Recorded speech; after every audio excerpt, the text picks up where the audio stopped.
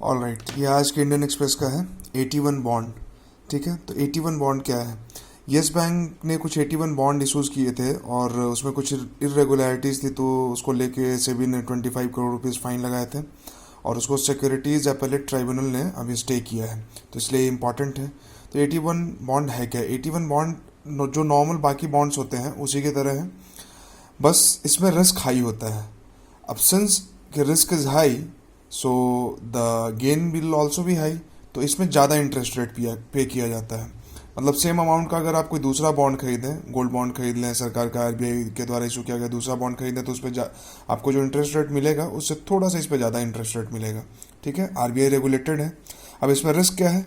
Risk ये है, risk से पहले ये देख लेते हैं कि ये क्यों इशू किया जाता है। तो जो बेसल 3 नॉर्म है, बेसल 3 नॉर्म के तहत क्या है कि हर बैंक को एक मिनिमम कैपिटल मेंटेन करके रखना है। अगर आप उतना मिनिमम कैपिटल मेंटेन करके नहीं रखते हैं तो फिर फाइन वगैरह का प्रावधान है। मिनिमम कैपिटल क्यों मेंटेन करके रखना है? इसलिए ताकि पूरी तरह से बैंक करप्ट ना हो जाए, है ना। सारा पैसा ऐसा ना हो कि लोन में घुमा दे, थोड़ा पैसा बैंक के पास भी होना चाहिए। तो अब उस मिनिमम कैपिटल को मेंटेन करने के लिए बैंक क्या करते हैं कि 81 बॉन्ड, बाकी तो और टेक्निक्स हैं ही, उसमें 81 बॉन्ड भी एक टेक्निक है कि जिसके द्वारा वो कैपिटल रेज करता है।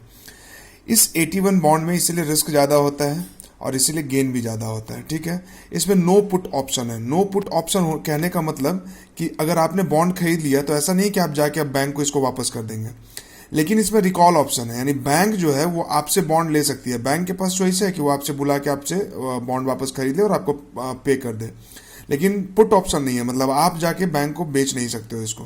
तो इसको कहाँ बेचोगे? अगर आपने खरीदा है तो इसको आप स्टॉक मार्केट में बेच सकते हो, ट्रेड कर सकते हो, एक्सचेंज कर सकते हो, क्योंकि ये लिस्टेड है स्टॉक मार्केट में।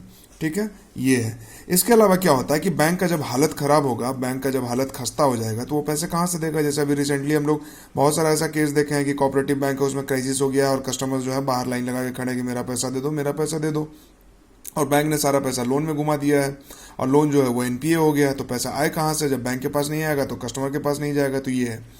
तो उस केस में क्या होता है कि राइट ऑफ करना होता है बैंक को कि अब क्या करें, मजबूरी है, नहीं कर सकते हैं। तो उसमें क्या राइट ऑफ करेगा?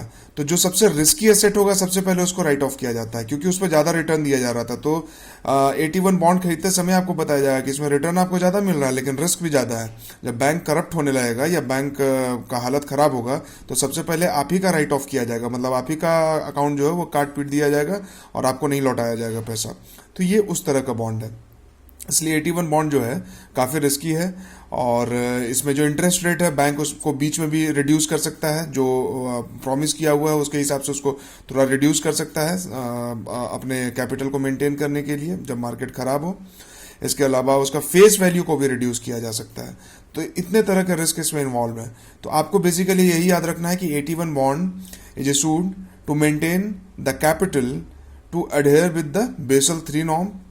ठीक है, और इसमें काफ़ी रिस्क होता है। बाकी जो भी ऑप्शन में आएगा most probably all will be right. Thank you.